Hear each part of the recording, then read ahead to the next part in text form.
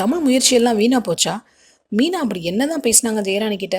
பிரகாஷ் அம்மு கிட்ட வந்து, அம்மு செல்வரத்னம் இருக்கிற இடம் எனக்கு தெரிஞ்சிருச்சு. ஒருத்தர்கிட்ட சொல்லி வச்சிருந்தேன். அவர் செல்வரத்னம் இருக்கிற இடத்த பத்தி தகவல் கொடுத்துருக்காரு. நான் போய் பார்த்துட்டு வரேன் அப்படின்னு சொல்ல, ஜெயராணி எங்க இருக்காருன்னு சொல்லுங்க அண்ணா, நானும் வரேன் அப்படின்னு சொல்ல, இல்லம்மா நான் போய் பார்த்துட்டு கையோடு கூட்டிட்டு வரேன் அப்படின்னு சொல்லிட்டு சந்தோஷமா போறாரு. ஜெயராணிக்கு ரொம்ப சந்தோஷமாயிருது.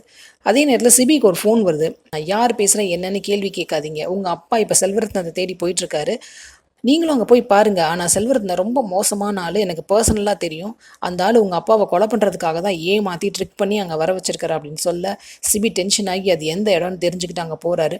அந்த இடத்துக்கு போகிற பிரகாஷ் எங்கள் செல்வரத்ன இல்லைங்கிறத பார்த்து ஷாக் ஆகுறாரு. அவர் கொலை பண்ணுறதுக்கு வர்றாங்க. அந்த நேரத்தில் கரெக்டாக சிபியும் வந்துடுறாரு. 2 பேரும் சண்டை போட்டு எஸ்கேப் ஆகிடுறாங்க.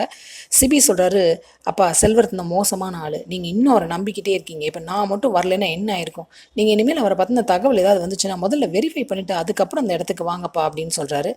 செல்வரத்ன மேலே இன்னும் நம்பிக்கை குறையவே இல்லை ஜெயபிரகாஷ்க்கு. சும்மா சிபிக்காக சரின்னு சொல்லிட்டு தலையாட்டிடுறாரு. அப்புறம் வீட்டுக்கு வராங்க. மீனா பார்த்துட்டு என்னென்னு கேட்க ஆக்சிடென்ட்னு சும்மா சொல்கிறாங்க. அப்புறம் மீனாவுக்கு உண்மை தெரிஞ்சு டென்ஷன் ஆகி ஜெயராணி கிட்ட போய் நேராக சண்டை போடுறாங்க. ஜெயராணிக்கு ஒன்றும் புரியல. மீனா சொல்கிறாங்க, என் புருஷன் இத்தனை வருஷமாக கோமாவில் இருந்தார், இப்போ தான் எந்திரிச்சிருக்காரு. அவர் கூட இன்னும் நான் வாழவே ஆரம்பிக்கலை. அவர் கூட கடைசி வரைக்கும் நான் வாழணும்னு நினைக்கிறேன்.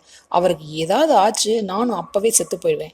அவருக்கு தான் தங்கச்சி பாசம் கண்ணை மறைக்குது. உனக்கு என்ன கேடு வந்துச்சு? எங்கேயாவது போயேன், இந்த ஊரில் இருக்காது, எங்கேயாவது ஒளிஞ்சு போ, நாங்கள் நிம்மதியாக இருக்கணும். உன் காலில் கூட விழுந்து கேட்குறேன். நீ இருக்கிறதால தான் எல்லா பிரச்சனையும், என் புருஷன் உயிருக்கும் ஆபத்து வருது, தயவு செஞ்சு போயிடு அப்படின்னு கேட்க ஜெயராணி ஒன்றுமே சொல்லலாம், அமைதியாக இருக்காங்க. ஜனாமா பார்வையில் தமிழோட அம்மாவாக இருக்கிறவங்க ஜெயா வீட்டை தேடி போகிறாங்க. வீடு காலியாக கிடக்கு, யாரையுமே காணோம். எங்கே போயிருப்பாங்கன்னு தெரியாமல் முழிக்கிறாங்க. அப்புறம் ஃபோன் பண்ணி பார்க்குறாங்க, அவங்க ஃபோன் கிடைக்கவே இல்லை. அப்புறம் தமிழுக்கு ஃபோன் பண்ணுறாங்க. காலையில் வீடு திறக்கவே இல்லை தமிழ்.